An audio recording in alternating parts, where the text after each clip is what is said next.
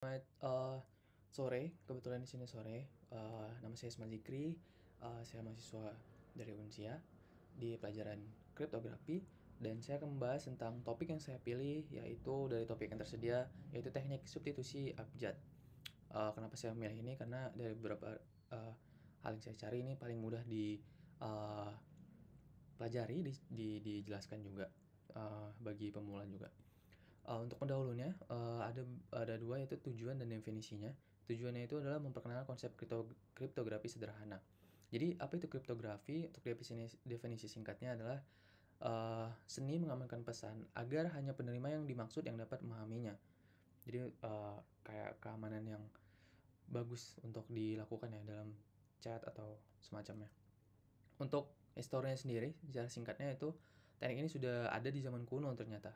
Contohnya untuk chipper di Caesar chipper. Untuk definisi teknik substitusi abjad itu sendiri adalah metode kriptografi yang menggantikan setiap huruf dalam pesan asli dengan huruf lain berdasarkan aturan tertentu. Contohnya seperti pesan hello, kunci substitusinya bisa digeser 3 langkah ke kanan seperti inskripsi core. Nah, kita bisa menggunakan animasi sederhana untuk diagram untuk memperjelas ini sebenarnya. Cuman saya tidak memakai animasinya. Kemudian lanjut untuk jenis substitusi sendiri, itu adalah Caesar cipher yang menggeser abjad sejumlah tertentu, misalnya 3 geser huruf. Contoh A menjadi D. Substitusi manual alfabet atau setiap huruf digantikan dengan huruf lain atau tanpa pola geser. Adapun substitusi polyalphabet menggunakan beberapa kunci untuk meningkatkan keamanan. Contohnya Engineer Chipper.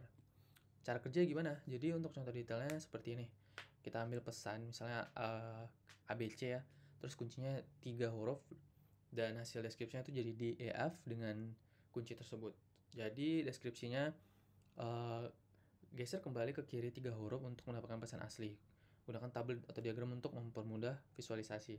Kebetulan saya tidak menggunakan tabelan untuk visualisasi. Itu perincian saja supaya untuk bisa memperjelas, karena mungkin ada yang paham dengan visualisasi. Untuk kelebihan dan kekurangannya sendiri dari teknik substitusi abjad, yaitu untuk kelebihan sangat mudah digunakan dan dipahami karena simple, masih bisa untuk kita hitung atau mencari di abjad sendiri karena A sampai Z doang kan. Terus cocok untuk mengenal dasar-dasar kriptografi. Untuk kekurangannya itu sebenarnya mudah diretas ya, karena kita kalau pakai brute force juga nggak terlalu lama, cuman abjad tuh cuman A sampai Z doang. Uh, Pola huruf dalam bahasa alami dan memberikan petunjuk juga itu bagian dari kekurangannya. Untuk implementasinya sendiri di history atau secara historical atau di real case-nya, itu Caesar Cipher digunakan oleh Julius Caesar untuk mengamankan pesan militer dulunya. Untuk yang kegiatan modern sendiri, itu dipakai untuk teka-teki atau tantangan kriptografi menggunakan teknik ini sebagai basic ya, dasar dari pembelajaran. Untuk kesimpulan sendiri, teknik substitusi abjad adalah pintu gerbang untuk memahami kriptografi. Walaupun sederhana, ini membangun fondasi pemahaman tentang inskripsi yang lebih kompleks. Nah, untuk pertanyaan, apakah teknik ini masih relevan di dunia modern? Menurut saya pribadi sih udah nggak relevan ya.